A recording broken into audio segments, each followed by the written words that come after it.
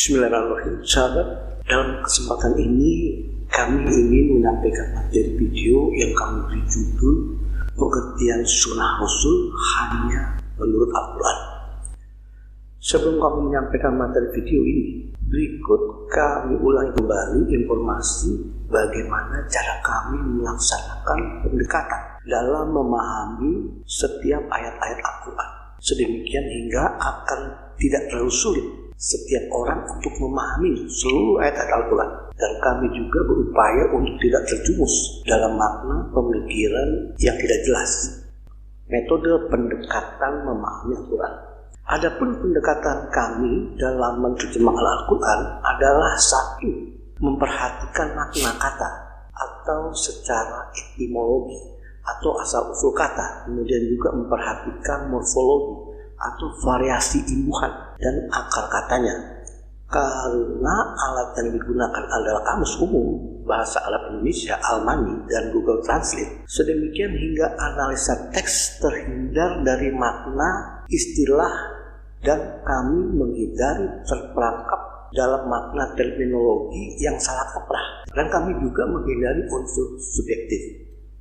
Kedua, memperhatikan logika verbal setiap kalimat dari suatu ayat. Metode ini memungkinkan setiap kalimat dapat terlihat dengan jelas pemahamannya atau tidak ambigu tanpa menggunakan unsur asumsi, walaupun diperlukan unsur kemampuan intelektual akan logika verbal seseorang. Dengan susunan kata yang real asli dalam bahasa Arab mengharapkan keberkahan dari kesucian.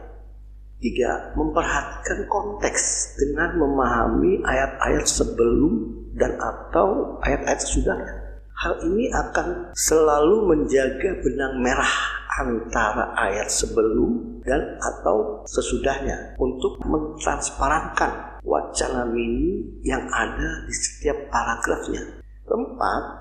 Kami memperhatikan penggunaan kata yang sama dengan redaksi yang berbeda pada ayat yang lainnya dalam Al-Quran untuk memperkuat dasar penggunaan makna terjemahan suatu kata sehingga memenuhi sebagai alat bukti yang berkesesuaian.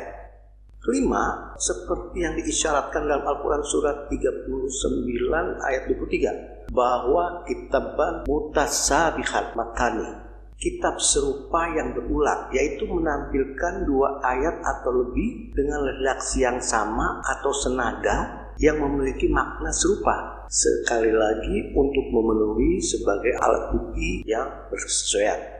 Demikian 5 strategi logis sederhana yang akan mendapatkan pemahaman yang lebih cerdas dalam menerangkan setiap ayat-ayat Al-Quran, menghindari dari redaksi yang ambigu, berupaya untuk tidak bersandar kepada penafsir atau pendapat subjektif pribadi pengarang hadis atau pribadi ulama tafsir ratusan bahkan ribuan tahun yang lalu.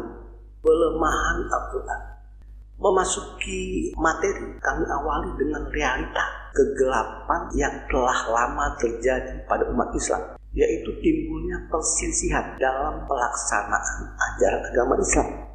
Hal-hal ini terjadi sejak pendusta agama berupaya untuk melemahkan Al-Quran yang membuat umat terpecah belah hingga saat ini. Berikut beberapa ayat Al-Quran yang mensinyalir adanya penjahat-penjahat agama yang mereka berupaya untuk melemahkan Al-Quran. Perhatikan Al-Quran surat 22 ayat 51 yang artinya, dan orang-orang yang berupaya terhadap ayat-ayat kami untuk melemahkan atau bisa juga memisahkan diri, itulah para penghuni neraka. Kemudian diulangi pada Al-Quran surat 34 ayat 5 yang artinya, dan orang-orang yang berupaya terhadap ayat-ayat kami untuk melemahkan, memisahkan diri, itulah bagi mereka azab dari siksaan yang pedih. Diulangi kembali pada Al-Quran surat 34 ayat 38 yang artinya, dan orang-orang yang berupaya terhadap ayat-ayat kami untuk melemahkan, memisahkan diri, mereka itu ke dalam azab yang pasti dihadapkan. Sahabat, 3 kalimat yang identik berulang dari 3 ayat Al-Quran di atas, yaitu orang-orang yang berupaya terhadap ayat-ayat kami untuk melemahkan. Bisa juga diartikan memisahkan diri. Dalam bahasa Arabnya waladin yas'al fi ayatina mu'ajijin. Ayat-ayat itu mengingatkan kita untuk berwaspada akan adanya penjahat-penjahat agama yang berupaya melemahkan Al-Quran untuk menyesatkan dan memecah belah umat Islam. Dan mereka itu bukannya dari golongan teknokrat atau golongan biokrat, akan tetapi mereka adalah dari golongan yang memproklamirkan diri sebagai golongan yang lebih religius Islam tentunya. Pelemahan Al-Quran oleh bapak-bapak masjid terdahulu, usaha, perjuangan atau upaya para pendusta agama untuk melemahkan Al-Quran itu dimulai dengan mensosialisasikan kepada umat Islam akan kepercayaan atau pandangan hal agama yang baru, yaitu kedustaan dalam al-Islam. Perhatikan pandangan, keyakinan atau dogma kedustaan pertama yang dimasukkan ke dalam agama Islam, yaitu Al-Quran tidak rinci atau tidak jelas. Sahabat, pemikiran atau pemandangan kedustaan yang dimaksud dengan melemahkan Al-Quran seperti ini banyak disosialisasikan oleh bapak-bapak masjid terdahulu melalui tulisan kitab-kitab kalangan mereka yang sangat diwibawakan oleh kebanyakan umat Islam hingga saat ini. Dogma ini alih-alih memperjelas Al-Quran, bahkan mereka para pendusta agama juga mengaku berdasarkan kepada Al-Quran. Namun seperti ayat-ayat Al-Quran di atas ingatkan, yang mana pandangan dan kepercayaan baru itu hanya kejahatan untuk melemahkan Al-Quran. Bahkan ingkar terhadap pernyataan Al-Quran yang banyak berulang sampaikan bahwa Al-Quran itu adalah mubin, jelas, dan Al-Quran itu adalah fusilatan, rinci. Seorang penulis buku, misalkan ya, tentunya bukan hanya berupaya untuk menyampaikan seluruh materi yang harus disampaikan, akan tetapi juga berupaya untuk memilih kata, menyusun kalimat yang bisa dicerna oleh setiap target pembacanya. Al-Quran itu dari sisi Allah yang maha segalanya. Apakah Allah tidak mampu memilih kata, menyusun kalimat agar bisa menyampaikan seluruh materi apa yang mau disampaikan sekaligus bisa dicerna oleh semua manusia yang menjadi target pembacanya? Betapa tepatnya 3 ayat di atas yang berulang menyatakan pengarang hadis dan pengarang fikih mereka hanya mau melemahkan Al-Quran. Dogma pertama yang melemahkan Al-Quran, bapak-bapak masih terdahulu seperti Abu Abdillah Muhammad bin Idris As-Syafi'i. Dia hidup 2 abad setelah meninggal dunia Rasulullah Nabi Muhammad. Si Syafi'i mati tahun 820 Masehi. Dalam kitabnya Al-Risalah karangannya, si Syafi'i berpandangan dan mendampakkan kepada banyak umat Islam mengenai pandangan hal agama yang baru atau kedustaan dengan menyatakan yaitu banyak perintah dalam Al-Quran yang bersifat umum dan memerlukan penjelasan rinci yang hanya dapat diberikan oleh hadis. Itu dogma pertama. Demikian juga bapak masjid terdahulu seperti Imam Malik bin Anas, hidup 2 abad setelah meninggal dunianya Rasul Nabi Muhammad. Si Malik hidup tahun 795. Dalam kitab karangan dia Al-Muwatta, si Malik berpandangan dan mendampakkan kepada banyak umat Islam pandangan hal agama yang baru atau kedustaan yang senada dengan si Syafi'i tadi, yaitu bahwa Al-Hadis memberikan rincian praktis tentang bagaimana ajaran-ajaran agama dalam Al-Quran harus diterapkan dalam kehidupan sehari-hari. Selanjutnya juga diikuti oleh pejuang-pejuang pelestari iblis, berupaya melemahkan Al-Quran melalui kitab-kitab sahih dan musnad yang mereka lain mengarangnya. Silakannya lagi, realitanya kitab-kitab mereka itu yang diajarkan di universitas-universitas Islam di Timur Tengah, hingga hari ini, yang selanjutnya dilestarikan dan diajarkan kepada umat Islam di seluruh dunia oleh ustadz-ustadz agama Islam lulusan Timur Tengah, yang kemudian diamalkan oleh kebanyakan umat Islam saat ini. Sahabat, jika kita simak dengan baik dogma ini, Al-Quran tidak rinci atau Al-Quran tidak jelas, sangat jelas nampak terbuktinya 3 ayat Al-Quran di atas yang mengatakan berupaya terhadap ayat-ayat kami untuk melemahkan.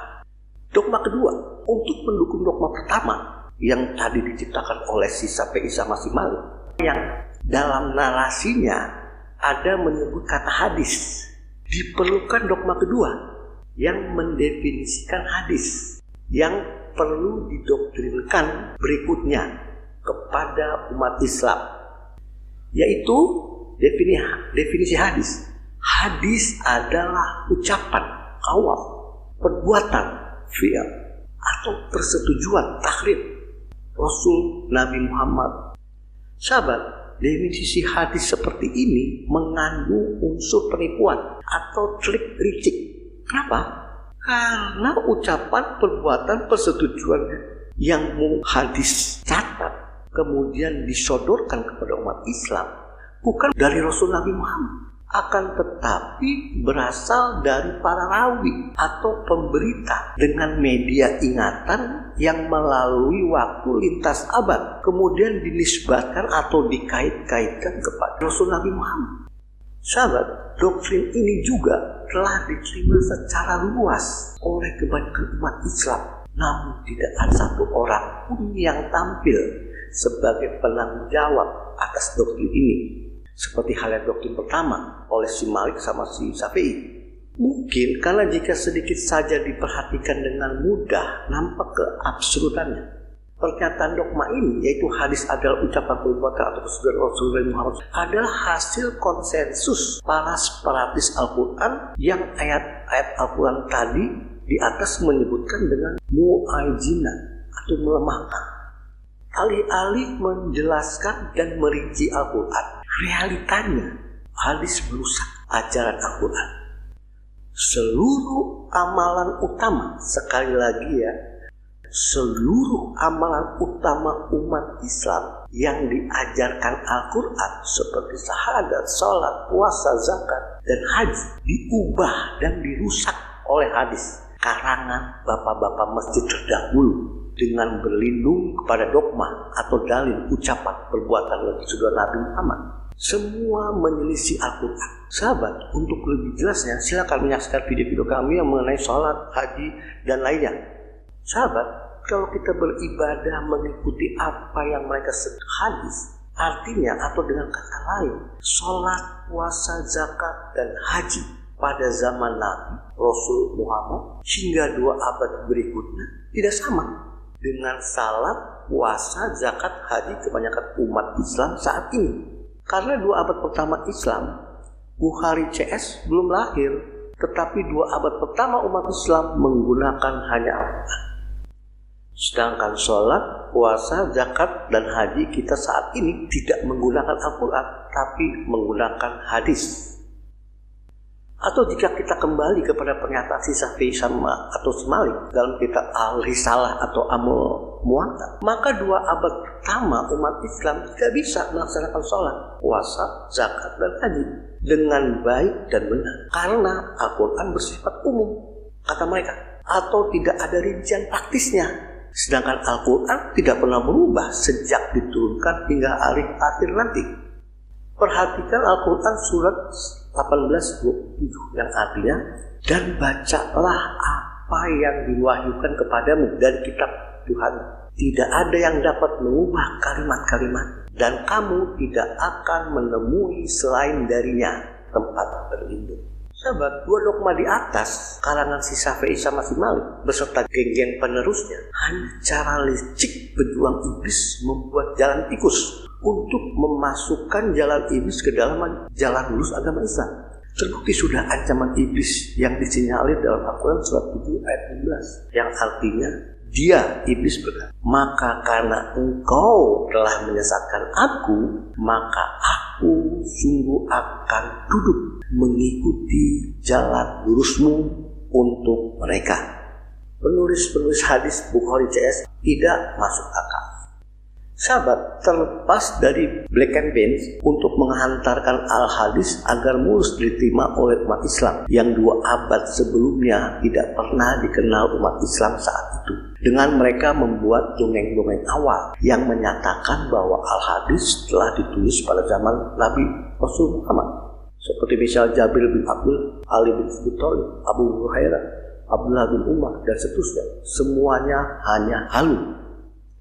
Realitanya saat ini kebanyakan umat Islam, katakanlah di Indonesia saja, memegang dan mewibawakan kitab-kitab hadis yang dibuat atau ditulis oleh pengarang-pengarang hadis seperti Bukhari, Muslim, Abu Dawud, Tirmidzi, Nasa'i, Ibnu Majah, Ahmad, Malik, dan dari yang mereka semuanya hidup beberapa setelah Rasul Nabi Muhammad meninggal dunia.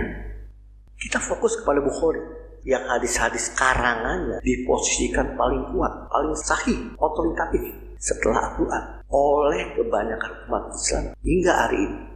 Walaupun perlu diketahui bahwa tidak ada satupun manuskrip hadis Bukhari yang ada saat ini yang dapat secara pasti diidentifikasikan sebagai tulisan langsung dari tangan si Bukhari, melainkan hanya salinan orang yang pada masanya.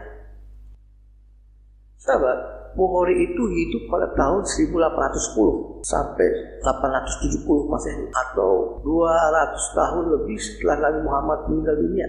Sahabat, hari ini aja di abad 21, bagaimana kita bisa membuat catatan mengenai ucapan, perbuatan, atau persetujuan seseorang yang lahir pada 200 tahun yang lalu. Katakanlah seseorang yang hidup pada tahun 1800-an, seperti misalnya Pangeran Diponegoro. Bagaimana kita bisa percaya? Bukhari ribuan tahun lalu mendapatkan catatan, bahkan sampai ribuan fragmen atau cerita, ucapan, perbuatan, atau persetujuan Nabi Rasul Muhammad yang hidup 2 abad di belakangnya.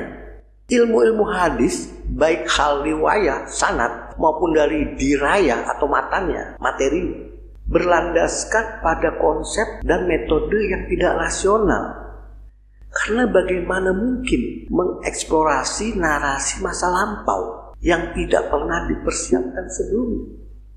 Sahabat, kalau arkeolog mengeksplorasi masa lampau melalui benda materi real yang ditinggalkan, bukan narasi imajiner atau nyahayali, ucapan, perbuatan, atau persetujuan, katanya manusia-manusia yang tidak pernah dijumpai pendongeng atau penulis seperti Bukhari dan lainnya.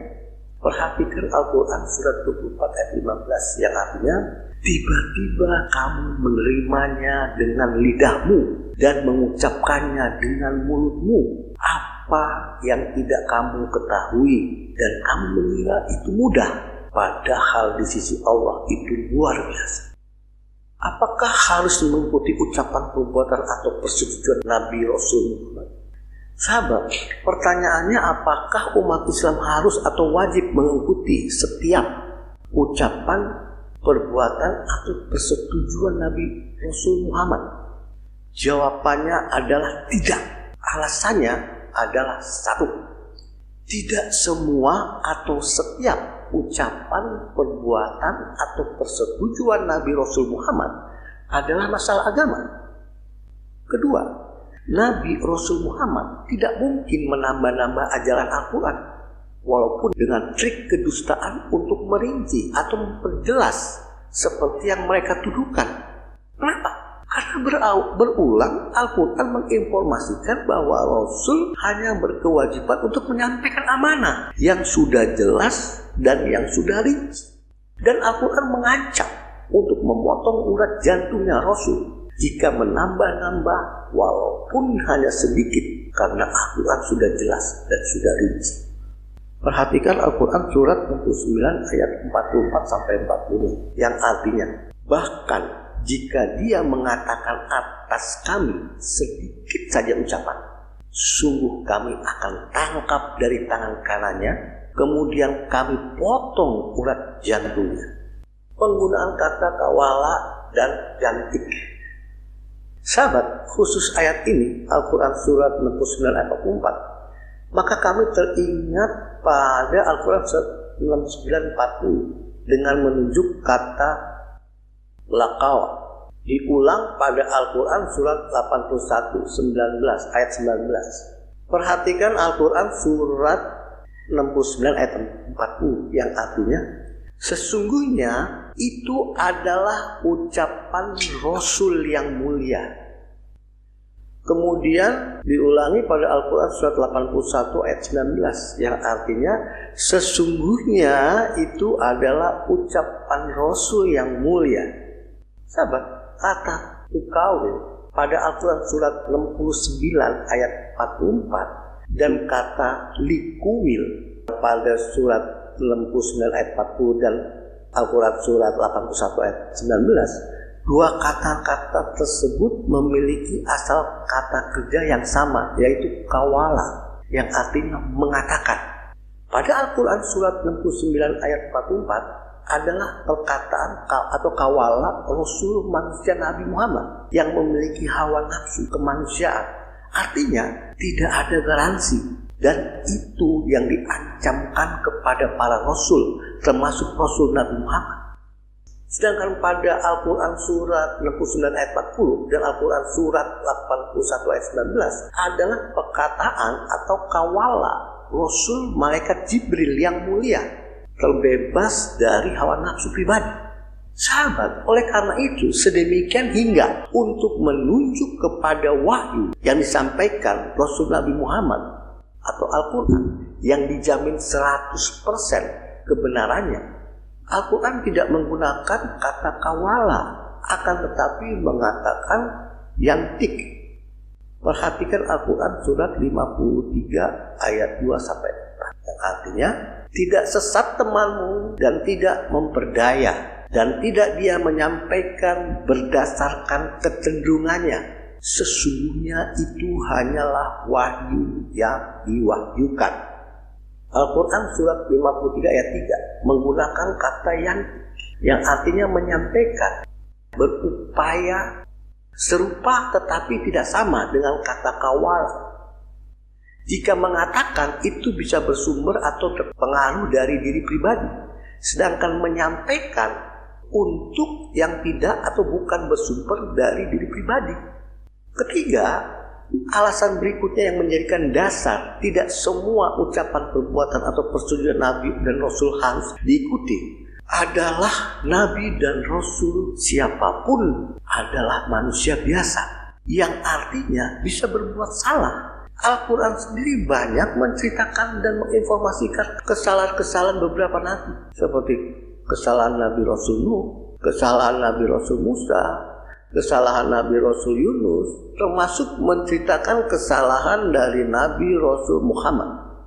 Perhatikan Al-Quran surat 66 ayat 1-2 yang artinya dengan nama Allah yang Maha Pengasih lagi Penyayang, wahai Nabi, mengapa kamu melarang apa yang Allah halalkan bagimu demi mencari keridhaan istrimu? Sungguh memerintahkan Allah kepadamu membebaskan sumpahmu, dan Allah adalah pelindungmu, dan Dia yang Maha mengetahui lagi Maha bijaksana. Sahabat, Nabi dalam ayat ini tentunya menunjuk kepada Nabi Rasul Muhammad, karena ayat ini diturunkan pada masa Nabi Muhammad dan tidak ada Nabi setelahnya. Begitu juga dalam Al-Quran surat 80 Abasa, menceritakan seorang Rasul yang Allah Subhanahu Wa Taala peringatkan akan kesalahan keputusan pribadinya. Sahabat, demikian 3 poin sebagai dasar jawaban tidak atas pertanyaan apakah umat Islam harus atau wajib mengikuti setiap atau seluruh ucapan, perbuatan, persetujuan Nabi Rasul Muhammad. Lalu bagaimana dengan perintah untuk mengikuti para Rasul yang banyak berulang dalam Al-Quran? Tentunya seperti yang disampaikan di atas, bukan untuk mengikuti apa yang dikatakan kawala, akan tetapi mengikuti apa yang disampaikan yantik para Rasul. Karena yang para Rasul sampaikan adalah 100% ilahiyah. Hal ini yang tidak dipahami oleh kebanyakan umat Islam. Hanya Alkitab Al-Quran sebagai peringatan. Perhatikan Al-Quran surat 3 ayat 78 yang artinya, dan di antara mereka ada kelompok yang memutarbalikkan kitab dengan lidahnya sehingga kamu menyangka bahwa itu adalah bagian dari kitab, padahal itu bukan bagian dari kitab. Dan mereka bilang itu dari Allah, padahal itu bukan dari Allah. Dan mereka berbohong tentang Allah, padahal mereka mengetahuinya.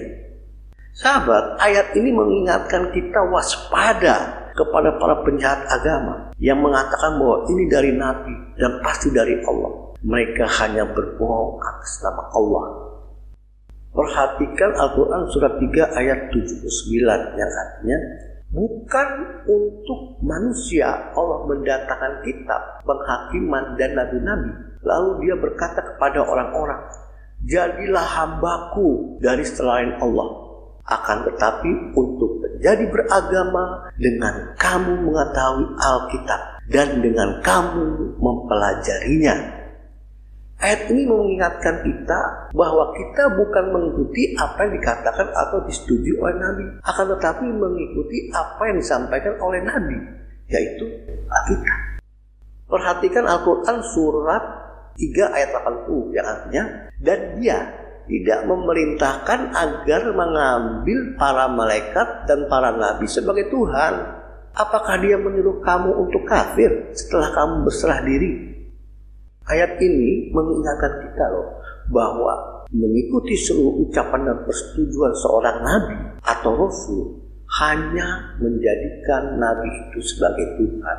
Perhatikan Al-Quran surat 5 ayat 81 yang artinya, dan jika mereka beriman kepada Allah dan Nabi serta apa yang diturunkan kepadanya, tidak menganggap mereka sebagai sekutu. Namun banyak dari mereka orang-orang yang fasik.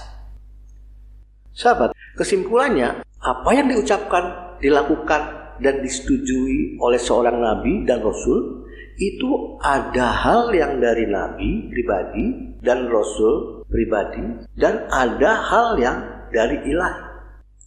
Perbedaan nabi dan rasul menurut bapak-bapak masjid terdahulu. Kita kembali kepada perbedaan nabi dan rasul. Kalau hadis menginformasikan jumlah nabi 120 ribuan, sedangkan rasul berjumlah 300-an. Bervariasi tergantung dari siapa pengarang hadisnya. Meskipun pengakuannya dari satu sumber, yaitu Rasulullah Muhammad.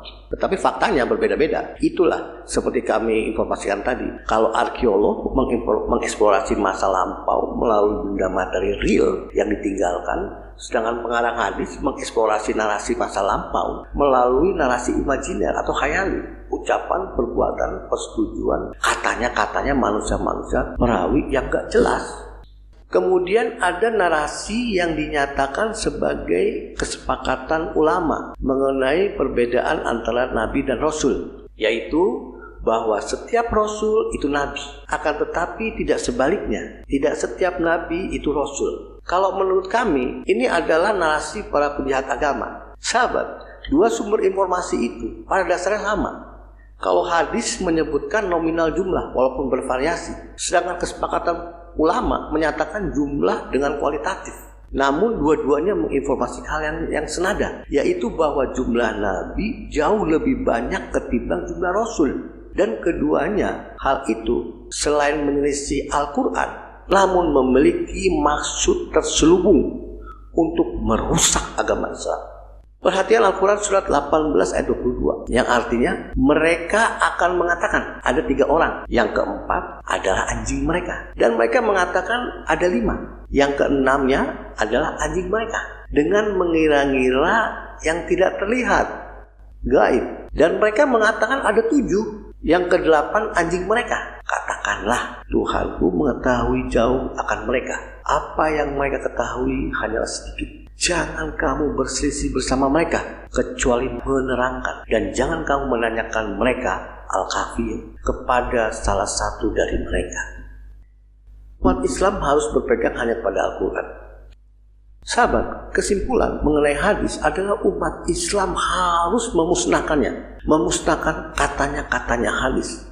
Adapun alasannya adalah 1. Al-Quran tidak mengharuskan atau mewajibkan untuk mengikuti tawala apa yang diucapkan, apa yang dilakukan atau disetujui oleh para nabi dan Rasul Muhammad, melainkan wajib dipatuhi apa yang disampaikan yang Al-Quran oleh nabi dan Rasul Muhammad. Kedua, alasan kita harus memusnahkan hadis untuk seluruh hadis yang menjadi dasar bapak-bapak penci terdahulu dalam mentafsirkan Al-Quran dan menetapkan hukum fikih, bukan hanya karena berdasarkan alasan ucapan perbuatan seorang Rasul yang disebut hadis itu bisa salah, tetapi hadis sesahih atau semutawatir apapun sangat sulit diterima akal sehat. Si penulis hadis seperti Bukhari dan seterusnya bisa mendapatkannya dengan benar masa waktu 2 abad setelah meninggalnya Nabi Rasulullah.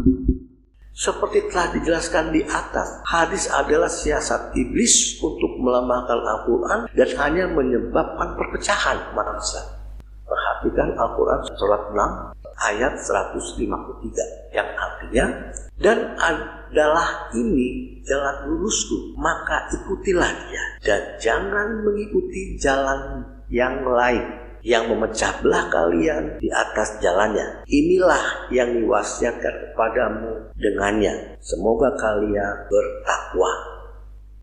Nabi menurut Al-Quran, pertama, Nabi memiliki perjanjian dengan Allah. Perhatikan Al-Quran surat 3 ayat 81 yang artinya, dan ketika membuat Allah perjanjian para nabi, ketika aku datangkan kepada kalian kitab dan hikmah, kemudian datang kepada kalian seorang utusan yang mengkonfirmasi apa yang ada pada kalian, mempercayai dengannya dan sungguh menolongnya, dia Allah berkata, apakah kalian setuju dan menerima atas perjanjian kalian itu? Mereka, para nabi berkata, kami setuju. Dia berkata, Allah, kalau begitu jadilah saksi dan aku bersamamu di antara para saksi. Kemudian Nabi menerima kabar atau peringatan melalui wahyu.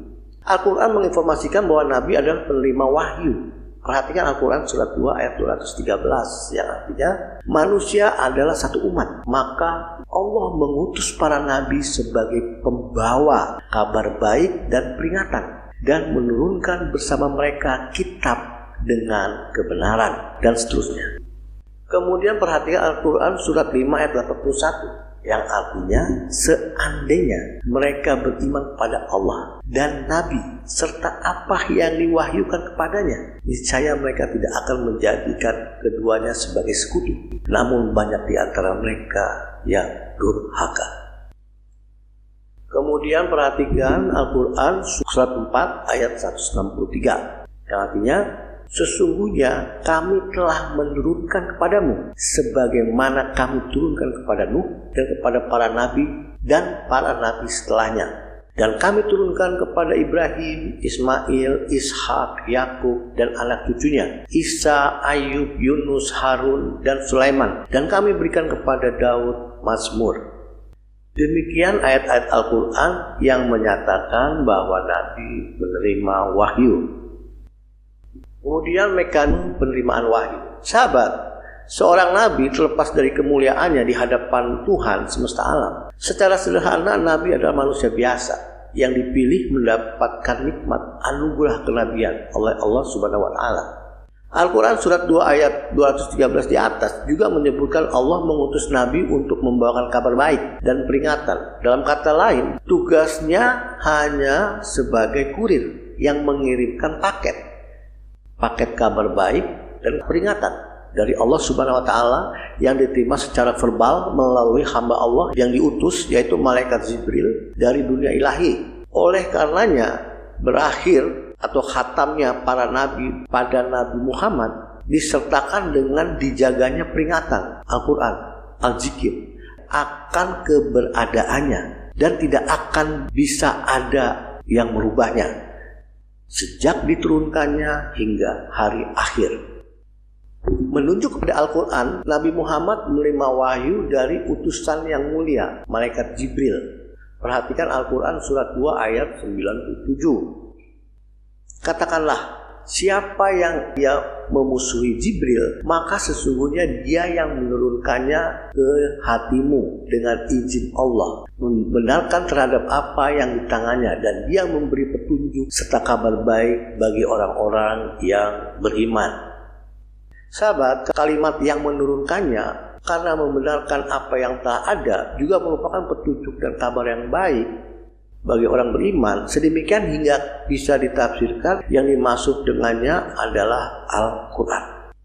Perhatikan Al-Quran surat 18 ayat 19-29 yang artinya sesungguhnya itu adalah perkataan Rasul yang mulia, Jibril, yang kuat berdiri di dekat dia, yang mempunyai takhta, taat juga setia, dan bukanlah sahabat kalian orang gila. Dan memang benar dia Muhammad melihatnya di cakrawala dengan jelas, dan tidak dia Muhammadnya kepada yang tidak nampak itu kikir, dan bukanlah itu perkataan setan yang terkutuk. Maka kemana kamu akan pergi? Sesungguhnya itu hanyalah peringatan untuk seluruh alam bagi siapa yang menghendaki di antara kamu akan jalan yang lurus, dan bukanlah kehendak kamu melainkan karena kehendak Allah Tuhan semesta alam. Kemudian perhatikan Al-Quran 53 ayat 1-18 yang artinya dengan nama Allah yang Maha Pengasih, Maha Penyayang, dan demi bintang yang jatuh, tidak sesat teman kalian dan tidak memperdaya, dan tidak dia mengucapkan berdasarkan kecenderungannya. Sungguh itu hanyalah wahyu yang diwahyukan, diajarkan dengan keras kekuatannya. Suatu ketika kami telah berada di atas cakrawala, kemudian mendekat turun, lalu berada di dalam jangkauan 2 busur atau lebih dekat, maka mewahyukan kepada hambanya apa yang telah diwahyukan. Tidak mengingkari hati apa yang dilihat. Apakah kamu mengingkari atas apa yang dia lihat? Dan sungguh dia melihat pada kali yang lain, dekat sidrah tertinggi. Di sampingnya ada taman tempat tinggal sendiri. Ketika tertutup sidrah dengan apa yang menutupinya, pandangannya tidak menyimpang dan tidak menjauh. Sesungguhnya dia telah melihat tanda-tanda Tuhannya yang terbesar. Sahabat, demikianlah mekanisme pencerahan wahyu dari malaikat Jibril kepada Nabi Rasul Muhammad. Mekanisme pelestarian Al-Quran oleh Nabi. Pada konteks Nabi Muhammad, verbal Jibril dalam bahasa Arab. Ya, berarti Al-Quran surat 26 ayat 195 dengan bahasa Arab yang jelas. Kemudian paket tersebut dikirimkan Nabi ke dunia manusiawi dalam bentuk verbal, dan Nabi juga mentekskan menjadi lembaran-lembaran atau kitab. Perhatikan Al-Quran surat 25 ayat 5 yang artinya, dan mereka berkata, legenda-legenda kuno yang dia menuliskan. Sekali lagi ya, yang dia menuliskan, lalu ia membacakan atasnya di waktu pagi dan sore. Jadi jelas Al-Quran sendiri menyampaikan bahwa cara Nabi melestarikan Al-Quran dengan mencatat atau mentekskan, kemudian menghafalkannya karena dibacakannya setiap pagi dan sore. Pada surat Al-Quran surat 25 ayat 5, kata yang digunakan adalah ikkatabah. Asal katanya adalah kata kerja iktibah dalam bentuk lampau, dikaitkan dengan kata ganti tunggal maskulin, dia laki-laki, akar katanya kataba, dia menulis. Ayat ini salah satu ayat dari sekian ayat yang menyangkal banyak hadis dan tafsir yang menyatakan Nabi Muhammad buta huruf, tidak mampu baca tulis. Hal ini karena ada skenario jahat iblis untuk memasukkan pandangan atau pernyataan lainnya yang menyesatkan umat Islam. Jangan sampai terlupakan, iblis adalah musuh manusia yang nyata. Demikian mekanisme pelestarian Al-Quran sejak diturunkan hingga saat ini di bawah naungan janji Allah yang akan menjaganya. Kemudian Nabi satu garis keturunan. Al-Quran juga menginformasikan bahwa Nabi ada benang merah yang menunjukkan satu garis keturunan. Perhatikan Al-Quran surat 19 ayat 58 yang artinya, Mereka itulah orang-orang yang diberi nikmat oleh Allah dari para nabi, dari keturunan Adam, dan orang-orang yang membawa kita bersama Nuh, dan dari keturunan Ibrahim dan Israel. Dan di antara orang-orang yang kami bimbing dan pilih, ketika ayat-ayat yang Maha Pemurah dibacakan kepada mereka, mereka tersungkur dalam keadaan sujud dan menangis. Sahabat, untuk mengakhiri kenabian dan keturunannya, maka dinyatakan Nabi Muhammad sebagai Nabi penutup dan penegasan bahwa Nabi Muhammad tidak memiliki keturunan laki-laki.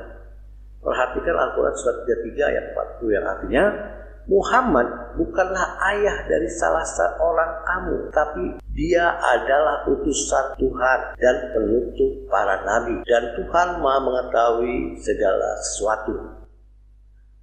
Nabi sebagai wali kaum muslimin di masanya.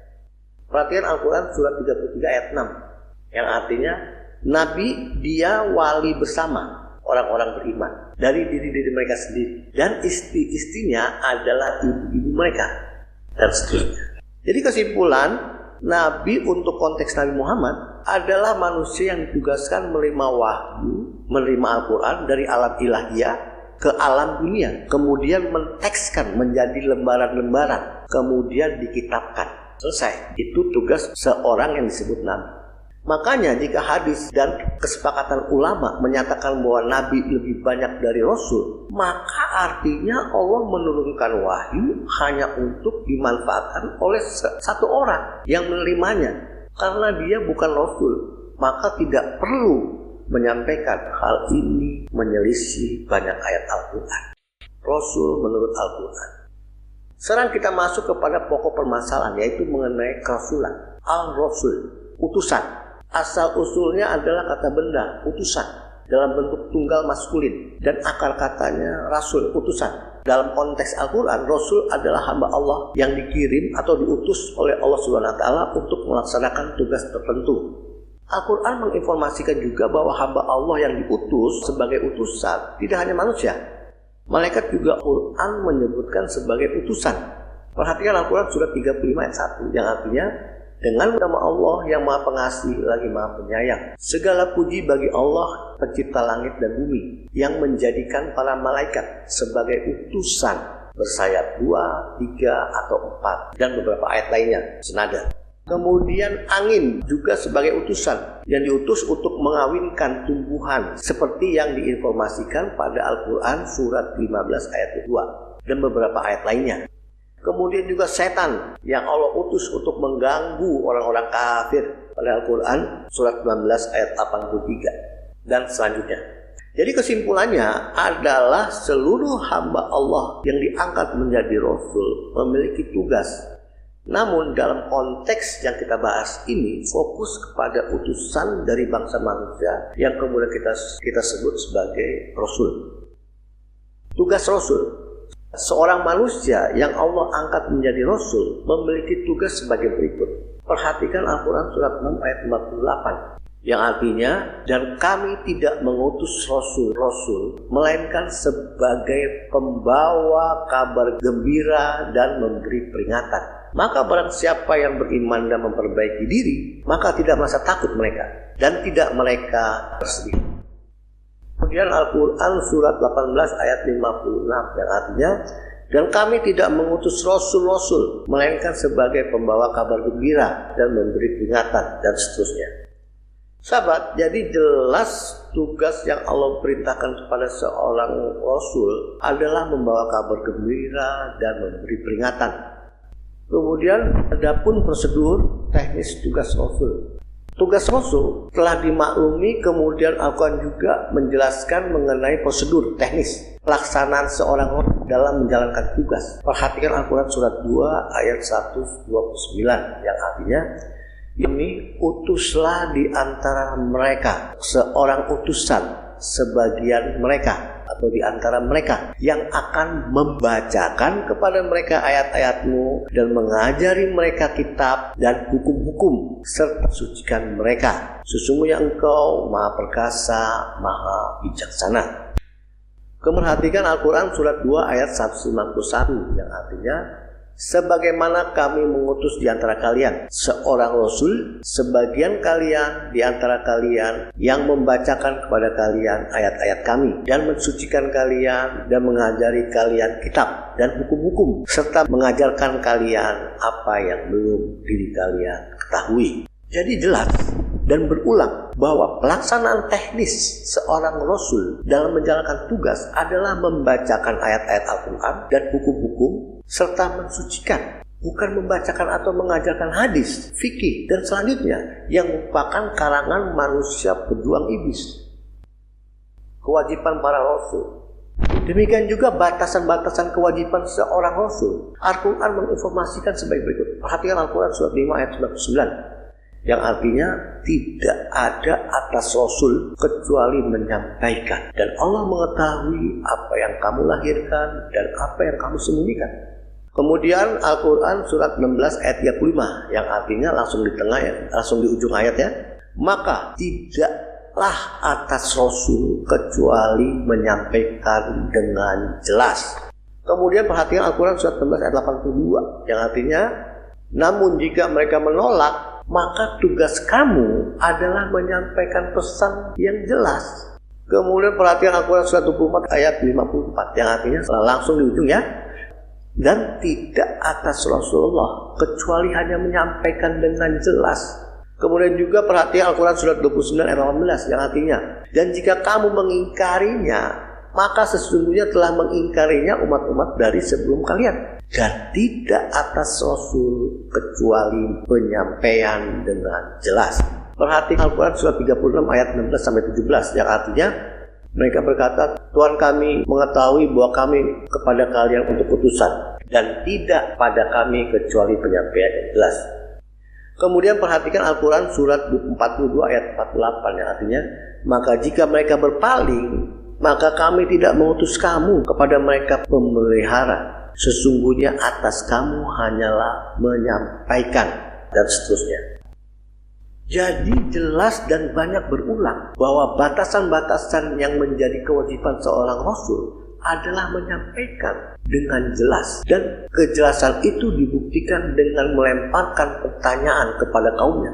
Apakah masih ada yang mau ditanyakan atau agak kurang jelas setiap kali bertugas di lingkungan kaumnya. Perhatikan Al-Quran surat 16 ayat 43 yang artinya langsung di tengah ya.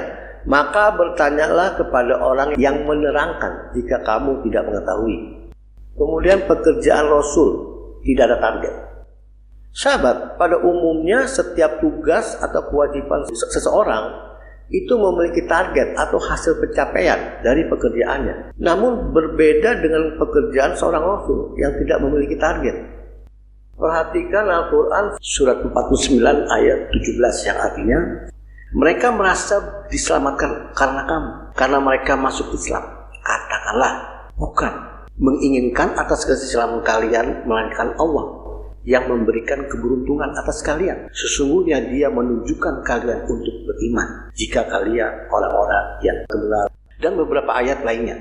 Sahabat, jadi jelas ayat-ayat di atas menyatakan keberhasilan seorang Rasul bukan dari banyaknya orang yang menjadi beriman setelah Rasul mereka menyampaikan atau menjalankan tugas dengan baik. Akan tetapi pada Al-Quran surat 49 ayat 17 di atas, Allah lah yang menunjukkan seorang menjadi beriman, bukan Rasul itu sendiri. Bahkan ayat tersebut juga melarang untuk berterima kasih pada Rasul karena imannya. Perhatikan Al-Quran surat 39 ayat 1 yang artinya langsung di ujungnya, dan bukanlah kamu atas mereka wali. Kemudian diulangi pada Al-Quran surat 43 ayat 48 yang artinya, namun jika mereka berpaling, maka tidak kami mengutus kamu atas mereka sebagai penjaga. Sesungguhnya atas kewajiban kamu menyampaikan, dan seterusnya. Diulangi Al-Quran surat 80 ayat 7 yang artinya, dan tidak kamu harus atau wajib atas mereka mensucikan. Kemudian Rasul berasal atau dari dan untuk kaumnya. Sahabat, Al-Quran menginformasikan bahwa setiap kaum, Allah yang Maha Pengasih dan Maha Penyayang akan mengutus Rasulnya sendiri-sendiri. Sedangkan Nabi pada Al-Quran surat 19 ayat 58 diinformasikan masih dalam satu garis keturunan, dan berakhir kepada Nabi Rasul Muhammad. Quran surat 33 ayat 40. Perhatikan Al-Quran surat 2 ayat 151 yang artinya, sebagaimana kami mengutus bersama kalian seorang Rasul di antara kalian yang membacakan kepada kalian ayat-ayat kami dan mensucikan kalian dan mengajari kalian kitab dan hukum serta mengajarkan kamu apa yang belum kamu ketahui. Kemudian perhatian Al-Quran surat 7 ayat 25 yang artinya, wahai anak Adam, apabila datang kepada kalian rasul-rasul dari kalangan kalian yang menyampaikan kepada kalian ayat-ayat dan seterusnya. Diulangi lagi pada Al-Quran surat 7 ayat 63 yang artinya, apakah kamu heran datang kepada kalian pelajaran dari Tuhan kalian daripada seorang laki-laki di antara kalian untuk mengingatkan kalian dan agar kamu bertakwa dan agar kamu mendapat rahmat. Kemudian juga Al-Quran surat 7 ayat 69 yang artinya, apakah kamu heran bahwa datang kepada kalian pelajaran dari Tuhan kalian dari seorang laki-laki di antara kalian untuk mengingatkan kalian dan seterusnya. Kemudian pada Al-Quran surat 39 ayat 71 yang artinya langsung di tengah ya, apakah belum datang kepada kalian rasul-rasul di antara kalian membacakan kepada kalian ayat-ayat Tuhan kalian dan seterusnya. Sahabat, pada Al-Quran surat 2 ayat 151 ada kalimat bersama kalian seorang rasul. Kemudian pada surat 7 ayat 35 ada kalimat datang kepada kalian rasul-rasul. Kemudian pada surat 7 ayat 63 ada kalimat datang kepada kalian pelajaran dari Tuhan kalian seorang laki-laki dan seterusnya. Sangat jelas seorang rasul aktif beramal atau keadaan hidup dan dekat atau berasal dari kalangan kaumnya sendiri-sendiri. Kemudian rasul berbahasa kaumnya. Sahabat, Al-Quran juga menginformasikan bahwa setiap rasul itu berbahasa kaumnya, atau bahasa yang digunakan rasul adalah sama yang digunakan pada kaumnya. Perhatian Al-Quran surat 14 ayat 4 dan artinya, kami tidak mengutus seorang rasul kecuali dalam bahasa kaumnya untuk menjelaskan kepada mereka dan selanjutnya. Kemudian perhatian Al-Quran surat 19 ayat 97 yang artinya, maka hanyalah kemudahan kepadanya dengan bahasa kaumnya agar kamu memberikan kabar gembira dengannya kepada orang-orang yang bertakwa dan memberi peringatan dengannya kepada kaum yang keras kepala. Kemudian perhatikan Al-Quran surat 44 ayat 58 yang artinya, maka hanyalah kemudahan padanya dengan bahasa kaumnya agar mereka ingat. Kemudian Rasul bergender seorang laki-laki. Perhatikan Al-Quran surat 7 ayat 63 yang artinya, apakah kamu heran bahwa datang kepada kalian peringatan dari Tuhan kalian kepada seorang laki-laki di antara kalian untuk mengingatkan kalian agar kalian bertakwa dan agar kalian mendapat rahmat. Kemudian diulangi juga pada Al-Quran surat 7 ayat 69 yang artinya, apakah kamu heran datang kepada kalian peringatan dari Tuhan kalian kepada seorang laki-laki di antara kalian untuk mengingatkan kalian dan mengingatkan ketika dijadikan kalian penerus setelah kaum Nuh dan menambahkan kalian dengan penciptaan yang lebih luas, maka ingatlah nikmat Allah, semoga kalian beruntung. Juga perhatikan Al-Quran surat 10 ayat 2 yang artinya, menjadikan manusia heran ketika kamu menginspirasikan kepada seorang laki-laki di antara mereka. Dia memberi peringatan manusia dan kabar baik bagi orang-orang yang beriman. Sesungguhnya bagi mereka kedudukan yang tinggi di sisi Tuhan mereka. Berkata orang-orang kafir, sesungguhnya dia adalah orang pemikat. Aneh yang jelas. Kemudian perhatikan Al-Quran surat 34 ayat 43 yang artinya, dan ketika dibacakan kepada mereka ayat-ayat kami yang jelas, mereka berkata, bukanlah dia kecuali seorang laki-laki yang ingin menjauhkan kalian dari hal yang menjadi memuja bapak-bapak kalian. Dan mereka mengatakan, tidaklah ini kecuali kedustaan yang direkayasa. Dan berkata orang yang kafir kepada kebenaran manakala datang kepada mereka, sesungguhnya ini hanyalah pemikat yang nyata.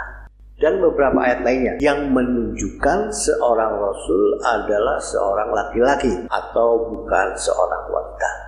Sahabat, kalau kita perhatikan dari tugas dan kewajiban Rasul di atas, maka demi keadilan yang merata kepada seluruh umat manusia dari seluruh dunia, dari segala zaman. Semestinya keberadaan Rasul itu harus ada di sepanjang masa dan di seluruh kaum yang ada di seluruh dunia selama berlangsungnya kehidupan manusia di atas dunia ini hingga hari akhir. Perhatikan Al-Quran surat 17 ayat 16 yang artinya, dan bilakah kami berkehendak akan membinasakan sebuah kota, kami mengarahkan kepada orang-orang kaya di sana, namun mereka mendurhakai kami di dalamnya, maka berhak atasnya perkataan, maka kami binasakannya dengan binasa. Kemudian perhatikan Al-Quran surat 28 ayat 59 yang artinya, dan tidak ada Tuhan kamu membinasakan kota-kota sampai dia mengangkat di antara dalam ibu kotanya seorang utusan, dia membacakan kepada mereka ayat-ayat kami, dan tidaklah kami membinasakan kota-kota kecuali penduduknya adalah orang-orang yang zalim. Kemudian perhatikan Al-Quran surat 35 ayat 24 artinya, sesungguhnya kami mengutus kamu dengan membawa kebenaran sebagai kabar baik dan peringatan, dan sebenarnya setiap kaum kecuali telah berlalu daripadanya pemberi peringatan. Batasan suatu kaum. Batasan suatu kaum adalah sekelompok orang yang hidup pada waktu atau zaman tertentu walaupun pada tempat yang sama. Perhatikan Al-Quran surat 6 ayat 133 yang artinya, dan Tuhanmu maha kaya, pemilik rahmat. Jika dia menghendaki, dia dapat membawa kamu pergi, dan dia akan menggantikan kamu siapa saja yang dia kehendaki, sebagaimana dia menciptakan kamu dari kaum yang lainnya. Dalam kata lain, ayat ini menginformasikan pergantian kaum seiring dengan pergantian masa. Batasan suatu kaum juga adalah sekelompok orang yang hidup pada lokasi geografi tertentu walaupun pada masa atau pada waktu, zaman atau masa yang sama. Perhatikan Al-Quran surat 26 ayat 32 yang artinya, jawabnya Ibrahim, sesungguhnya di dalamnya ada Lot. Mereka berkata, kamilah yang paling mengetahui siapa yang ada di dalamnya. Kami pasti akan menyelamatkan dia dan keluarganya, kecuali istrinya termasuk orang-orang yang tertinggal. Dalam kata lain, ayat ini menginformasikan perbedaan tempat geografi suatu kaum berbeda pula kaumnya, walaupun pada masa yang sama. Batasan suatu kaum juga adalah sekelompok orang yang menggunakan bahasa tertentu. Perhatikan Al-Quran surat 14 ayat 4 yang artinya, kami tidak mengutus seorang rasul kecuali dalam bahasa kaumnya untuk menjelaskan kepada mereka dan seterusnya. Dalam kata lain, ayat ini menginformasikan berbedanya bahasa suatu kaum, maka berbeda pula kaumnya.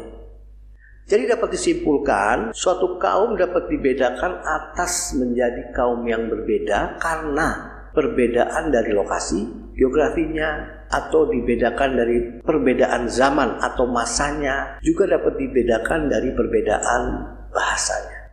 Sahabat, kaumnya Rasul Nabi Ibrahim dan kaumnya Rasul Nabi Lut, walaupun berbeda Rasulnya, mereka yang beriman kepada Ibrahim atau Lut adalah tergolong orang-orang yang beriman terhadap Allah Subhanahu wa Ta'ala. Demikian juga umat dari seluruh Rasul yang ada di sepanjang masa, setiap tempat di dunia ini dan di setiap zaman sehingga akhir masa. Jika mereka mengimani Rasul mereka, maka mereka tergolong orang-orang yang beriman di hadapan Allah. Dan tidak hanya harus beriman kepada Rasul Nabi Muhammad dan Rasul yang sudah meninggal dunia. Apakah Rasul Nabi Muhammad adalah Rasul umat Islam di Indonesia saat ini? Sahabat, setelah kita perhatikan ayat-ayat Al-Quran di atas yang menginformasikan tugas, kewajiban, dan seterusnya mengenai seorang Rasul, begitu juga mengenai definisi suatu kaum. Kemudian pertanyaannya adalah, apakah Nabi Rasul Muhammad adalah seorang Rasul? Jawabannya pasti ya. Akan tetapi jika pertanyaannya menjadi, apakah Nabi Rasul Muhammad adalah Rasul untuk umat Islam di Indonesia saat ini setelah kematian beliau, atau Rasul bagi umat Islam di Indonesia saat ini? Jawabannya adalah bukan. Dengan identifikasi Rasul dan kaumnya seperti yang dipaparkan di atas, terlihat jelas bahwa dapat dipastikan bahwa Nabi Rasul Muhammad bukanlah Rasul umat Islam saat ini dimanapun di atas dunia, karena beliau telah meninggal dunia. Perhatikan Al-Quran surat 3 ayat 144 yang artinya, dan tidak lain Muhammad hanyalah seorang utusan. Sungguh telah berlalu, telah meninggal dari sebelum dia para rasul. Apakah jika dia mati atau terbunuh kamu berbalik ke belakang? Dan siapa yang berbalik ke belakang maka tidak akan memberikan Allah apapun dan memberi ganjaran Allah kepada orang-orang yang bersyukur. Kemudian perhatikan Al-Quran surat 5 ayat 75 yang artinya tidak lain Al-Masih putra Maryam hanyalah seorang utusan. Sungguh telah berlalu meninggal dari sebelum dia para utusan. Dan ibunya adalah orang-orang yang jujur. Mereka biasa memakan makanan. Perhatikan bagaimana kami menjelaskan kepada mereka tanda-tandanya. Kemudian lihatlah bagaimana mereka berpaling. Sahabat, 2 ayat di atas, Al-Quran surat 3 ayat 144 dan Al-Quran surat 5 ayat 5. Perhatikan kalimat hanyalah seorang utusan. Sungguh telah berlalu dari sebelum dia para rasul. Dalam bahasa Arabnya Muhammadun ila rasulun qad khalat min qablihi rasul. Kemudian Al-Masih ibnu Maryamah ila rasul qad khalat min qablihi rasul. Dua klausa identik yang berada pada dua kalimat tersebut menginformasikan atau dalam kata lain kematian Nabi Muhammad sama atau identik dengan kematian Nabi Isa Al-Masih ibnu Maryam atau Yesus, dan juga identik dengan kematian para nabi dan rasul terdahulu lainnya. Artinya, dengan meninggalnya Nabi Musa, maka selesailah tugas kerasulan Nabi Musa. Dengan kematian Nabi Isa, maka selesailah tugas kerasulan Nabi Isa. Demikian juga dengan meninggalnya Nabi Muhammad, maka selesailah tugas kerasulan Nabi Muhammad. Sehingga selesai sudah tugas mereka dalam membacakan Al-Quran kepada kaumnya, dan kaum muslimin dilarang untuk membeda-bedakan salah satu dari Nabi dan Rasulnya. Kita sudah paparkan begitu luas dari tugas kewajiban SOP, juga target dari seorang Rasul. Semuanya menunjukkan jabatan fungsional aktif. Kemudian Rasul berasal dari kaumnya. Sedangkan rasnya saja berbeda. Orang Arab rasanya Kaukasoid atau Semit. Sedangkan Indonesia Austronesia atau Malaysia. Demikian juga bahasa yang berbeda keluarga. Perhatikan Al-Quran surat 2 yang artinya kami tidak membeda-bedakan salah satu nabi dari mereka. Kemudian Al-Quran surat 2 ayat 285 yang artinya kami tidak membeda-bedakan salah satu rasul dari mereka. Kemudian Al-Quran surat 3 ayat 8. Kami tidak membeda-bedakan salah satu dari mereka, para nabi. Jadi seluruh nabi dan rasul dari Nabi Adam hingga Nabi Muhammad yang disebut dalam Al-Quran, kami tidak membeda-bedakan salah satu dari mereka, para nabi. Jadi seluruh nabi dan rasul dari Nabi Adam hingga Nabi Muhammad yang disebut dalam Al-Quran, kita yakini mereka semuanya adalah seorang nabi dan rasul untuk kaumnya masing-masing hingga akhir hidupnya para rasul tersebut. Atau tugas kerasulan setiap rasul berakhir pada saat kematiannya. Rasul Nabi Ibrahim berakhir tugas kerasulannya pada saat kematiannya. Rasul Nabi Musa berakhir tugas kerasulannya pada saat kematiannya. Nabi Isa berakhir tugas kerasulannya pada masa kematiannya. Sedemikian juga Rasul Nabi Muhammad berakhir tugasnya pada saat kematiannya. Siapakah Rasul umat Islam bangsa Indonesia saat ini? Sahabat, sesuai dengan begitu banyak pernyataan atau gambaran Al-Quran mengenai Rasul yang telah disampaikan di atas, sehingga ketika Rasul itu telah wafat, maka dia sudah tidak bisa lagi berfungsi atau bertugas sebagai Rasul, yaitu membacakan ayat-ayat dan mengajari kitab dan hukum serta mensucikan umat. Untuk menjawab pertanyaan, siapakah Rasul umat Islam bangsa Indonesia saat ini? Perhatikan Al-Quran surat 3 ayat 164 yang artinya sesungguhnya dia atas orang-orang yang beriman ketika dia mengangkat kepada mereka utusan di antara kalangan mereka sendiri, membacakan kepada mereka ayat-ayatnya dan mensucikan mereka dan mengajari mereka kitab dan hukum, dan sungguh adalah mereka dari sebelumnya benar-benar dalam kesesatan yang nyata. Kemudian perhatikan Al-Quran surat 3 ayat 179 yang artinya, tidakkah demikian Allah membiarkan orang-orang beriman sebagaimana kamu keadaannya, sehingga dibedakan orang-orang yang buruk dari yang baik. Dan tidaklah demikian Allah untuk memperlihatkan kepada kalian kepada hal yang gaib. Akan tetapi Allah memilih dari para rasulnya siapa saja yang dia kehendaki. Maka percayalah kepada Allah dan para rasulnya. Dan jika kamu beriman dan bertakwa, niscaya bagi kalian pahala yang besar. Sahabat, Al-Quran surat 3 ayat 164 dan Al-Quran surat 3 176 di atas menunjukkan Allah memilih mengangkat orang beriman untuk menjadi rasulnya dari kalangan umatnya. Jadi jawaban dari pertanyaan di atas yaitu siapakah rasul umat Islam bangsa Indonesia saat ini adalah orang-orang beriman yang menjalankan tugas rasul, yaitu di antara mereka yang membacakan kepada kaumnya ayat-ayat Allah dan mengajari mereka kitab Al-Quran dan hukum-hukum serta mensucikan kaumnya. Hal ini yang dimaksud dengan kata ganti orang kedua, kepemilikan dalam keseluruhan ayat Al-Quran yang ditujukan kepada orang beriman yang menjalankan tugas kerasulan. Perhatikan Al-Quran surat 2 ayat 247 yang artinya, dan berkata kepada mereka, nabi mereka, sesungguhnya Allah benar-benar mengangkat kepada kalian Talut, pemimpin. Mereka berkata, bagaimana bisa jadi baginya kepemimpinan atas kami, dan kami lebih berhak sebagai pemimpin darinya, dan tidak datang kemakmuran dari harta. Bersabda, sesungguhnya Allah telah menyeleksi daripada kalian dan melimpahkan kelebihan dalam ilmu dan fisik, dan Allah memberikan kemampuan siapa Dia kehendaki, dan Allah Maha Luas, Maha Mengetahui. Pada Al-Quran surat 3 ayat 164 di atas ada kata baiat, mengutus. Kata ini yang digunakan ketika Allah mengangkat Talut menjadi pemimpin Bani Israel kala itu. Sama seperti kata yang digunakan pada Al-Quran surat 2 ayat 247 di atas, ketika Allah mengangkat orang-orang beriman menjadi rasul. Pada Al-Quran surat 2 ayat 247, Allah mengangkat Talut menjadi pemimpin Bani Israel saat itu untuk melawan Jalut dengan kelebihan ilmu dan fisiknya untuk berperang.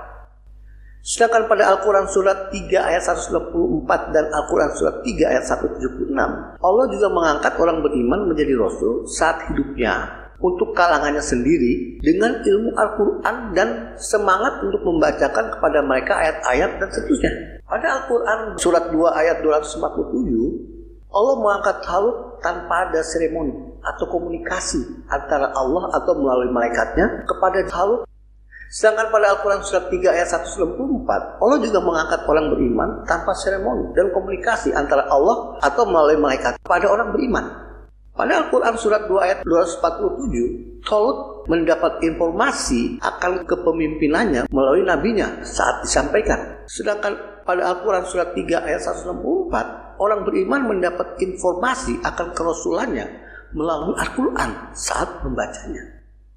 Perhatikan Al-Quran surat 4 ayat 29 artinya, dan siapa yang mentaati Allah dan Rasul, maka mereka itu bersama orang-orang yang diberi rahmat Allah atas mereka di antara para nabi, orang-orang yang lurus, para saksi dan orang-orang yang saleh, dan mereka itu adalah teman-teman yang baik.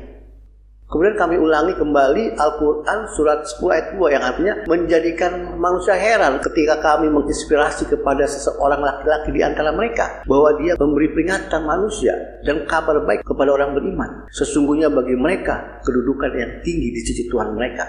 Berkata orang-orang kafir, sesungguhnya dia adalah seorang pemikat keanehan yang jelas. Sahabat, ayat-ayat ini menginformasikan seseorang yang mentaati Allah dan Rasulnya. Dalam kata lain, orang yang beriman, orang beriman biasa, mereka adalah sekelas dengan para nabi. Sahabat, jadi maksud dengan pengertian sunnah Rasul hanya menurut Al-Quran adalah kepada seluruh orang beriman. Allah telah mengangkatnya sebagai Rasul untuk kaumnya sendiri, sesuai dengan Al-Quran surat 3 ayat 164, dengan membacakan ayat-ayat Allah dan mengajari mereka kitab dan hukum-hukum serta mensucikan kaumnya. Bukan malah membacakan atau mengajari hadis dan fikih karangan bapak-bapak masjid terdahulu atau orang-orang melampaui batas yang semuanya menyimpang dari ajaran Al-Quran. Bapak-bapak masjid terdahulu, yaitu pengarang dan pelestari hadis dan fikih, tergolong orang-orang yang melampaui batas. Sahabat, Al-Quran banyak berulang menginformasikan akan ketidaksukaan orang-orang yang melampaui batas kepada para rasul sepanjang sejarah kehidupan manusia. Mereka selalu berupaya membunuh, menganiaya, mengenyahkan para rasul dari lingkungan atau kaumnya. Untuk kenabian jelas Al-Quran telah mengkhatamkannya dengan kompensasi janji Allah Subhanahu wa Ta'ala untuk menjaga akan ketersediaannya Al-Quran sepanjang masa. Perhatikan Al-Quran surat 40 ayat 34 yang artinya, dan sungguh telah datang kepada kalian Yusuf dari sebelumnya dengan membawa bukti-bukti yang nyata. Maka mengapa kamu senantiasa dalam keraguan dengan apa yang dibawa untuk kalian olehnya? Sampai ketika dia meninggal dunia, kamu berkata, tidak akan mengutus Allah dari setelahnya Rasul. Demikian menyesatkan Allah siapa dia yang melampaui batas dan ragu. Kemudian perhatikan juga Al-Quran surat 72 ayat 7 yang artinya, dan bahwasanya mereka jinnya meyakini seperti sangkaan kamu manusia, sesungguhnya tidak akan mengutus Allah seorang pun. Sahabat, Al-Quran surat 40 ayat 34 dan Al-Quran surat 72 ayat 7 di atas menginformasikan manusia-manusia yang melampaui batas. Ketika ada Rasul di kalangan kaumnya, mereka melakukan dengan apa yang dibawanya. Peringatan ayat-ayat. Namun setelah Rasul itu meninggal dunia, mereka memproklamirkan bahwa tidak akan ada Rasul yang Allah utus karena begitu bencinya dengan sosok Rasul. Demikian pula bapak-bapak masjid terdahulu, pengarang dan pelestari hadis dan fikih sepanjang masa hingga hari ini selalu meragukan Al-Quran dengan menyatakan ketidakrincian dan ketidakjelasan. Kemudian pelestari hadis dan fikih begitu bencinya kepada figur Rasul dengan mereka menyatakan tidak ada Rasul lagi setelah Rasul Nabi Muhammad. Hal ini sangat sesuai dengan informasi Al-Quran surat 40 ayat 34 dan Al-Quran surat 72 ayat 7 di atas. Pelestari hadis dan fikih, ustadz-ustadzah lulusan Timur Tengah. Bagaimana kelakuan orang-orang berlebihan saat ini atau pelestari bapak-bapak masjid terdahulu terhadap orang-orang beriman yang berupaya mengamalkan amalan Rasul? Atau menurut Al-Quran surat 3 ayat 164, Allah telah mengangkatnya sebagai Rasul, membacakan ayat-ayat, mengajari kitab dan hukum serta mensucikan umat. Kejahatan mereka satu dengan kata ganti orang kedua damir dalam tafsir Al-Quran. Bapak-bapak masjid terdahulu, pengarang dan pelestari hadis dan fikih, mereka membuat tafsir Al-Quran dengan mengarahkan setiap kata ganti orang atau damir kedua, jamak, kalian atau kum dalam bahasa Arabnya menjadi kamu. Ambigu, bisa tunggal, bisa jamak. Dalam bahasa Indonesia dan Arab, kata ganti orang kedua tunggal dan jamak dibedakan. Nampaknya penafsir tidak menginginkan bahwa Al-Quran itu untuk orang banyak atau istilah Al-Quran melemahkan. Kemudian mentafsirkan kata ganti orang kedua tunggal kamu kak sering ditafsirkan dengan mengarahkan menunjuk hanya kepada Nabi Rasul Muhammad. Bahkan setiap ada kata katakanlah ditafsirkan menjadi katakanlah Muhammad. Sedemikian hingga seluruh perintah-perintah dalam Al-Quran yang ditujukan kepada para pembaca atau orang beriman seolah-olah ditujukan hanya untuk Nabi Muhammad SAW. Apalagi kata ganti orang yang disebut dengan Rasul. Tafsiran mereka selalu menunjuk atau mengarahkan kepada Nabi Rasul Muhammad. Sedangkan Al-Quran surat 3 164 di atas dan Al-Quran surat 3 ayat 179, Al-Quran menunjuk orang beriman laki-laki sebagai Rasul. Betapa jahatnya bapak-bapak masjid terdahulu dan pelestarinya hingga saat ini untuk melemah Al-Quran dan tidak menyukainya figur kerasulan. Padahal dalam narasi Al-Quran, default atau selaku orang pertama, kami adalah malaikat Jibril. Seperti yang diinformasikan dalam Al-Quran surat 69 ayat 40. Dan Al-Quran surat 81 ayat 19. Ucapan Rasul yang mulia.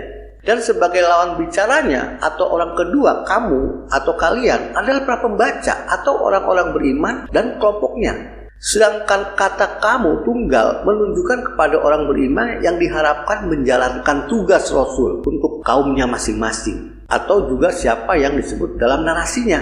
Seperti misalnya, wahai Nabi, wahai manusia, wahai orang beriman dan seterusnya sebagai kata ganti orang kedua. Sedangkan Nabi Rasul Muhammad secara pribadi selalu berada pada posisi orang ketiga dengan menyebut Muhammad atau dia. Kemudian Nabi Rasul Muhammad berubah menjadi orang kedua dalam narasi Al-Quran ketika disebut hai Nabi, termasuk juga disebut hai Rasul. Demikian figur-figur yang dimaksud atau ditunjuk kata ganti orang dalam narasi Al-Quran yang lebih logis dan bisa diterima oleh akal sehat dengan fakta-fakta yang ada. Kata ganti orang atau damir diputerbalikan oleh kebanyakan para penafsir klasik maupun temporer yang ada hingga mengakibatkan kebingungan umat yang membacanya untuk memahami narasi Al-Quran. Atau memang sepertinya tafsiran mereka dibuat untuk melemahkan Al-Quran yang dilanjutkan dengan menawarkan hadis dan fikih karangan mereka yang mereka klaim lebih rinci dan lebih jelas. Sahabat, berhubungan dengan tafsir adalah ilmuwan di bidang apapun ribuan tahun yang lalu tidak mungkin lebih pintar dan lebih luas pandangan bidang ilmunya dibandingkan dengan seseorang ilmuwan sebodoh apapun saat ini. Karena ilmu pengetahuan terus terkoreksi atau istilah umumnya adalah berkembang seiring berlalunya waktu. Sahabat, Al-Quran untuk semua manusia sejak diturunkan sampai akhir zaman tidak ada yang lupa teksnya. Bagaimana kita bisa bergantung dengan tafsiran manusia ribuan tahun yang lalu seperti si Tabari, si Katsir, dan lainnya. Dan saya bisa buktikan secara logis akan keluguan atau kedunguan tafsiran mereka. Karena Al-Quran tidak pernah berubah sejak pertama diturunkan hingga hari akhir kelak. Jadi kesimpulannya adalah betapa konyolnya seseorang masa kini yang mau membaca tafsiran orang-orang ribuan tahun lalu, sedangkan teksnya tidak berubah. Kemudian tidak bisa juga bagaimana menyebutnya untuk orang-orang zaman sekarang yang tafsir-tafsirannya terikat oleh tafsiran-tafsiran orang zaman dahulu. Dungu itu namanya. Sebab kalau kita tetap berpegang pada tafsiran orang-orang terdahulu, lalu untuk apa Allah menyegah kesucian Al-Quran sepanjang masa hingga hari ini? Bagaimana miliaran orang-orang beriman sepanjang masa harus mengikuti 1-2 orang ribuan tahun yang lalu? 2 kalimat syahadat. Usaha bapak-bapak Mesir terdahulu, pengarang dan pelestari hadis dan fikih, untuk melenyapkan tokoh Rasul juga dengan mengarang 2 kalimat syahadat yang kemudian dijadikan sebagai amalan utama atau pertama yang mereka katakan sebagai rukun Islam yang mereka ada-adakan. Sehingga secara tidak langsung mendoktrinkan kepada umat Islam bahwa Rasul ya hanya Rasul Nabi Muhammad. Sedangkan banyak ayat Al-Quran di atas sudah kami paparkan panjang lebar yang menyebutkan Rasul itu adalah dari setiap kaum, di setiap lokasi, di setiap masa, dan berbahasa kaumnya sendiri-sendiri. Sahabat, faktanya tidak ada ajaran atau narasi 2 kalimat syahadat dalam Al-Quran. Jika ada wanita yang berhijrah atau mu'alaf, istilah yang umum kita kenal, maka Al-Quran surat 60 ayat 10-13 menjelaskan tata cara pelaksanaannya. Diberi nasihat, tidak boleh menserikatkan Allah, tidak boleh berzina, tidak boleh mencuri, dan seterusnya. Jika laki-laki beriman kepada ayat-ayat Allah, kemudian berhijrah, Al-Quran surat 6 ayat 54 mengajarkan kita untuk menyambut mereka dengan Assalamualaikum. Orang tersebut dengan imannya berarti Allah telah menetapkan atas dirinya kasih sayang, kemudian bertobat atas kesalahannya yang selalu karena ketidaktahuannya. Allah Maha Pengampun, Maha Penyayang, dan selanjutnya memiliki hak sebagai saudara dalam Islam. Apakah artinya atau maksud 2 kalimat syahadat itu dengan kalimat bersaksi bahwa Muhammad Rasulullah? Berarti umat Islam tidak mengaku Ibrahim, Musa, dan seterusnya sebagai Rasul? Tentunya tidak. Akan tetapi maksud 2 kalimat syahadat ini dikarang oleh pecundang agama itu agar melenyapkan rasul-rasul yang ada di sekitar seluruh kaum umat Islam. Dan sesuai 2 ayat Al-Quran tadi, Quran surat 40 ayat 34 dan Al-Quran surat 72 ayat 7 yang menyatakan bahwa orang-orang yang melampaui batas tidak menyukai keberadaan Rasul, dan ketidaksukaan terhadap sosok Rasul telah terjadi sejak zaman dahulu dan bahkan dari bangsa jin. Kita jangan sampai lupa peringatan Al-Quran surat 7 ayat 16 yang iblis akan menduduki jalan lurusmu dengan menyatakan sebagai perinci atau penjelas Al-Quran. Dan banyak lagi ancaman iblis kepada umat manusia sedemikian hingga Allah menyebut iblis sebagai musuh manusia yang nyata. Hoak jumlah nabi lebih banyak dari jumlah rasul. Sahabat, ketidaksukaan para bapak-bapak masjid terdahulu dan pelestarinya atau orang-orang yang melampaui batas terhadap sosok Rasul adalah dengan membuat pernyataan-pernyataan seperti pemaparan sebelumnya. Mereka membuat hadis yang menyatakan bahwa jumlah nabi lebih banyak daripada jumlah Rasul, didukung oleh pejuang setan dengan membuat kesepakatan para ulama yang menyatakan bahwa setiap Rasul itu pasti Nabi, akan tetapi setiap Nabi belum tentu Rasul. Sahabat, hadis ini atau pernyataan seperti ini jika disandingkan dengan Al-Quran surat 33 ayat 40 yang mana sudah tidak ada lagi kenabian, maka secara logis otomatis dengan tidak ada Nabi lagi, maka juga tidak akan adanya lagi kerasulan. Pelajari baik-baik Al-Quran surat 3 ayat 174 dan Al-Quran surat 3 ayat 176. Tugas Nabi yang bukan menjadi tugas Rasul adalah menerima wahyu dari Jibril. Jika jumlah Nabi lebih banyak, maka ada manusia Nabi yang menerima wahyu untuk dirinya sendiri. Hal ini tidak masuk akal. Demikian cara-cara musuh-musuh agama atau pejuang iblis melenyapkan tokoh Rasul di seluruh kaum umat Islam yang ada. Perhatikan Al-Quran surat 3 ayat 147 yang artinya, dan ketika Allah mengambil perjanjian dari orang-orang yang didatangkan kitab, kamu harus menjelaskannya kepada manusia dan kamu tidak akan menyembunyikannya. Lalu mereka meninggalkannya di belakang hari faktanya dan mereka menukar dengan harga yang murah. Begitu jahat apa yang mereka buka. Penistaan status Rasul. Setelah menistakan tokoh Rasul di sekitar seluruh kaum umat Islam, bapak-bapak masjid terdahulu, para pengarang dan pelestari hadis dan fikih, mereka membuat tokoh-tokoh pengganti Rasul untuk umat Islam yang mereka sebut dengan nama Ustadz, Ustazah, Guru, Habaib, Kiai, Mursyid, Syekh, dan seterusnya, di mana istilah atau nama-nama itu tidak ada di dalam Al-Quran. Dan Ustadz ini menurut kami merupakan berhala baru di kebanyakan dunia umat Islam saat. Penggantian penamaan Rasul dengan penamaan yang mereka buat-buat, mereka berbeda pula tugas atau kewajibannya. Jika Rasul bertugas dan berkewajiban untuk membacakan ayat-ayat dan mengajari kitab dan hukum serta mensucikan umat sesuai yang diinformasikan Al-Quran. Sedangkan Ustadz dan lainnya, mereka mengajari dan yang untuk diamalkan oleh umat Islam adalah hadis dan fikih. Seandainya juga membaca Al-Quran, itu pun Al-Quran versi hadis atau yang disebutkan tafsir. Ingat, janji iblis yang akan duduk di jalan lurus agama Islam untuk umat Islam. Pada Al-Quran surat 7 ayat 11. Closing statement. Kepada seluruh umat Islam, khususnya di Indonesia, kami menyerukan agar kalian berhijrah dari beragama Islam dengan mengamalkan hadis dan fikih, agar segera hijrah dengan beragama Islam menurut apa yang diajarkan Al-Quran. Kami ulangi kembali bahwa seluruh amalan umat Islam saat ini yang kita sebut sebagai rukun Islam, semua, sekali lagi, semua tidak sesuai dengan Al-Quran. Kami ulangi kembali Al-Quran surat 3 ayat 76 yang artinya langsung di pertengahan ya. Akan tetapi untuk menjadi beragama dengan kamu mengetahui Al-Quran, Alkitab, dan dengan kamu mempelajarinya.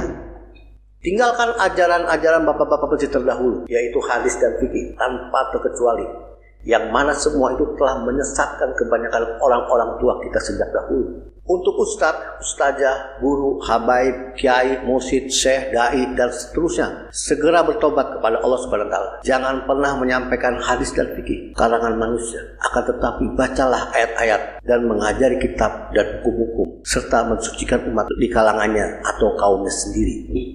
Sahabat, bila ada yang salah atau kurang jelas, silahkan komentar di ruang komentar. Insya Allah kami akan jawab seluruh pertanyaan yang berkesesuaian dengan materi video ini. Dan kami siap mengadakan dialog offline insya Allah. Semoga Allah senantiasa mengucurkan taufik dan hidayah kepada kita semua. Alhamdulillahirabbil alamin.